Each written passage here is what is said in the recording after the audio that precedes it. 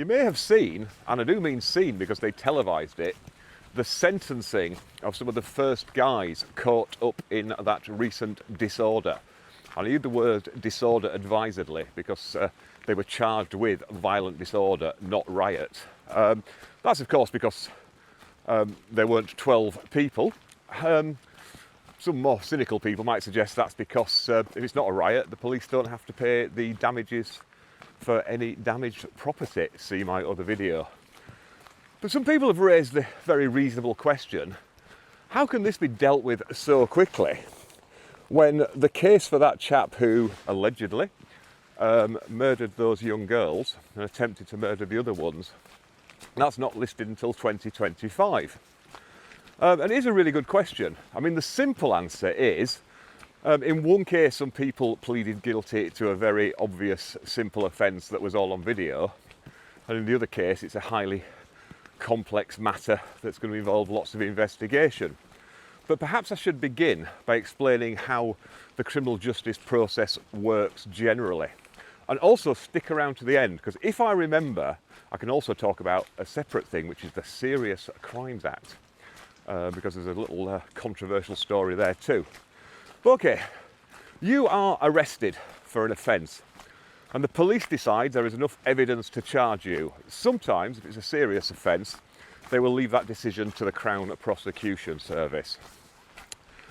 You are then either bailed to appear at a magistrate's court, or if you are remanded in custody, on police custody, they'll produce you the next available occasion the court's open. During the week, that's the next day, and magistrates' courts also sit on Saturdays. I used to have a little regular thing actually, just popping up to a certain magistrate's court. I had an arrangement with the local solicitors. Whenever they'd raid all the crack houses, I would go up there and cover all the early arrests. But magistrates can only deal either with summary offences or what we call either way offences. We don't really have the sort of felonies and misdemeanours here anymore, but we have the equivalent. A summary offence is an offence that can only be tried in the magistrate's court, maximum penalty 51 weeks imprisonment. An indictable offence is an offence that can only be tried in the Crown Court, and the sentences can be anything up to life imprisonment. And we also have what we call either way offences. Those are offences that can be tried in either the magistrates or the Crown Court. For that to happen, the magistrates must accept jurisdiction and say, yes, we think we can deal with this matter. And the defendant can also has to agree. Because even if the magistrates say, we can deal with this matter, the defendant can say, no, I elect trial by jury in the Crown Court. Also, it's a rather strange thing, the magistrates can accept jurisdiction, try somebody, and then go, actually, our sentencing powers aren't enough, so we're going to send it to the Crown Court for sentencing. Which is why a lot of people always say, if you're going to go not guilty, go for a jury trial. There's actually a really good case where it says it's the right of every Englishman to hope he might get a stupid jury. Seriously, it actually says that in the law report. If, however, it's a serious offence that is indictable, then now the magistrates do what we call sending. They send it to the Crown Court. It used to be we had something called committal proceedings, where you could actually have a hearing to see if there was a case to answer before it was sent off. That's all gone out the window now. I say recently, but that probably means in the last 20 years, because I'm getting very old. So it's sent to the Crown Court, and that can be the same even if somebody pleads guilty, because you indicate a plea. So the first hearing is like, is he indicating a plea? You can say he's going to indicate guilty, not guilty, or no indication. But what they've done in this particular case, now I've mentioned before, forget all this 24-hour court nonsense. We can't even run 8-hour courts. However, they have basically set a system up. They've appointed 70 judges to fast-track these Crown Court cases. So if somebody pleads guilty, the magistrate court sends to the Crown Court. I mean, normally that takes weeks, if not months, but now they're literally producing them the same day or sometimes the same afternoon, and people just get weighed off there and then. Obviously, you need to know what offence you are pleading guilty to, so you get what we call primary disclosure. But in this particular case, it was probably a police statement saying, we arrested these guys. It's all on video. I mean, there went no comment in interview apparently. But when it got to the Crown Court, they indicated a guilty plea and they got weighed off. I mean, it used to be that if it was your first custodial sentence or the potential, then there would have to be a pre-sentence report to see how you would cope in prison. Again, that's not always necessary now. If it's a case where, look, custody is inevitable, what's the point of ordering a pre-sentence report? Although sometimes they still do it just to sort of see, you know, is there anything they can do to address your offending? Are you showing remorse? You know, what's the risk factor? Are you a dangerous individual? In which case they can put extended sentences and extended license periods, things like that. But in this particular case, all that happened was they indicated a very early guilty plea and they got weighed off. Totally in accordance with the sentencing guidelines. See Dan and I's video for that. And actually they did very much sentence as we predicted for violent disorder. We were saying people were looking at 4 years. And the judge said, I would have given you this, but you get your 1/3 discount for pleading early, so it's 32 months. But what in the case of a serious offence? Well, as people point out, this guy, he's not even been given a chance to plead guilty. What if he just said, okay, I accept it. I stabbed those girls and I tried to stab everybody else. Well, they'll want to investigate anyway. I mean, first of all, there's been an inquest. The inquest has been opened and adjourned. That's very common because if there's an inquest, the bodies can't be released to the families until the coroner says it's okay. Because sometimes, you know, there might be, you know, a need for further investigations. But in this particular case, he's opened the inquest, released the bodies to the families and adjourned the inquest. Sometimes you don't need an inquest if there's another hearing that would, you know, achieve the same result, finding out what happened to somebody, how they died, cause of death, etc., etc. And that can be the trial. But in this particular case, they're going for the inquest. I'm just going to head down here. But yeah, so why have they done that in this? What's the delay? Why is he not even getting the pleas and directions hearing at this stage? Well, they'll want to gather as much information as possible. Now, you know, obviously it wasn't on video. They need to take statements. They need to take statements from all the survivors. And it's very difficult when it's young witnesses. I've done the vulnerable witness training, and there are particular ways that they actually interview young children. And you have to get the balance right between not traumatising them, but making sure the evidence is admissible. There was some interesting research where they used to use a particular technique of all open questions, but they would repeat the question, just, you know, for safety's sake, just to make sure the child was consistent. The problem there was, we found that if we repeated the same question to young children, they would assume that their first answer was wrong and we were asking for something else. So they would change their story and it all got very complicated. Has to be said now that the experts who do this are really, really good at it. Just by way of diversion, by the way, I'm in Idlis Wood today, and this place it's an old gunpowder works.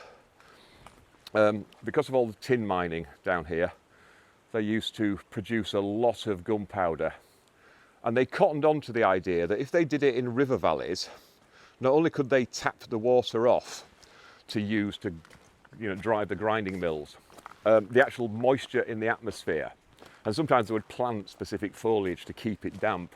That stopped the powder igniting spontaneously, and it meant they could grind the powder much more finely, which is why Cornish gunpowder was considered to be the best in the world. And my friends in the explosive industry say it still is. But yeah, so they've got to interview all these children. Also, they'll want to investigate, and the security service will be involved, you know, is this person a lone wolf? Is he a clean skin, as they say, you know, not known to the security services? But they'll want to know, is anybody else involved? Was this part of something, a larger scheme? So there's a lot of evidence that needs to be prepared there. And this is very common in, you know, trials generally. I mean, we're always commenting about the perilous state of the criminal justice system and how it's creaking at the edges, not just the buildings physically collapsing, but there just aren't the resources to do it. I do a lot of the advocacy training, and I always ask, you know, the young barristers, what areas of practice are you looking at?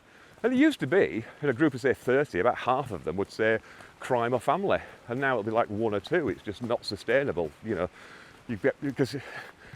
Because you're self-employed, all the sort of minimum wage stuff doesn't apply. And if you're doing a serious crime, it works out about £6.28 an hour on legal aid. So obviously people are getting rather reluctant to do that, especially with all the stresses involved. I mean, there's no counselling for somebody who has to prosecute or defend one of these cases, and you get to see all the evidence. You have to look through all the autopsy photographs, you have to read all the very traumatic witness reports. So yeah, the criminal justice system is just creaking at the edges, and that's why trials are just taking so long to get on now. When somebody commits a serious offence today, they'll be looking at 2026 before the trial. So even this one, even though it seems a long way off being 2025, they are actually really rushing it. But that's generally why the reason here is because they need him, even if he's going to plead guilty, they need to establish the facts that he's pleading guilty to. What did he do? Why did he do it? I mean, it may be there's very little defence. It may be they raise the mental health issues. I'm also a bit sceptical about that. I mean, I know that obviously mental health can play an issue in crime, and I've done videos about sort of, insanity and diminished responsibility and all that sort of thing. But, me rarely giving opinions, but here's one I do hold. I think it's bad for two reasons. First of all, it just stigmatises people with mental health issues generally, by suggesting there's a causative link and that people are more violent, which they're not.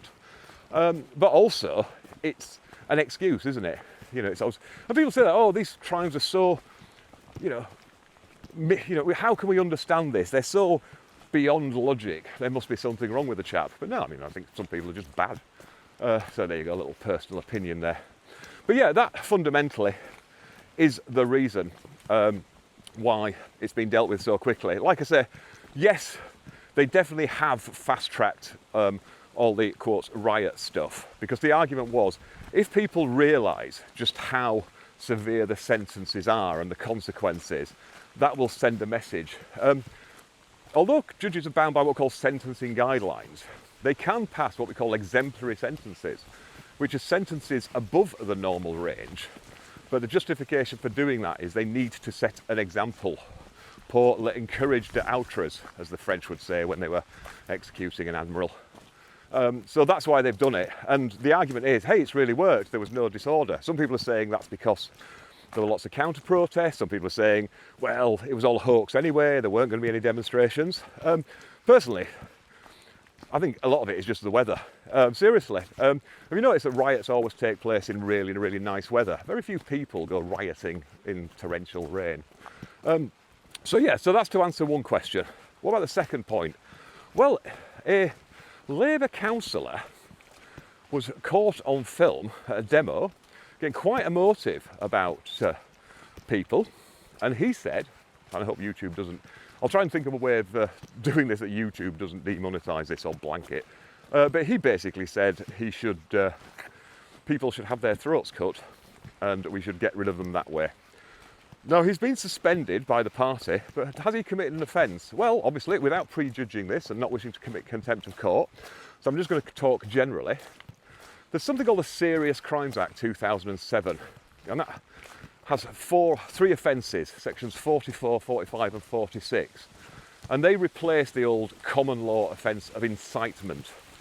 And basically what they all say, although they sort of differentiate, is a person commits an offence if they do an act which would encourage somebody to commit an offence. And the different offences cover things like, are you asking for a specific act? Are you asking people to commit crime generally? Are you asking people to commit a range of, within a range of crimes? I mean, I'm not sure why you need separate sections, but hey, that's why they don't let me legislate. I think I'll just wander up the trail a little bit and head actually into the woods. So yeah, I mean, I'm not speaking about that specific case. Justice will have to take its path and he will be afforded all the suitable protections, and we must assume he is innocent until proven guilty. But yeah, and what are the penalties? Well, the penalties are, it's whatever the penalty would have been for the act you are trying to encourage or incite. And you can sort of do this recklessly, because it says if you do this intending somebody to commit an offence. But I've said on numerous occasions, my cardio is really short, isn't it? You can intend something even if it's the last thing you actually wanted to happen. So if somebody were to say, well, I didn't mean anybody to do anything, I was just mouthing off a little bit, it doesn't matter, because if the if the outcome is something that was reasonably and logically foreseeable consequence of your voluntary actions, you are deemed to intend it.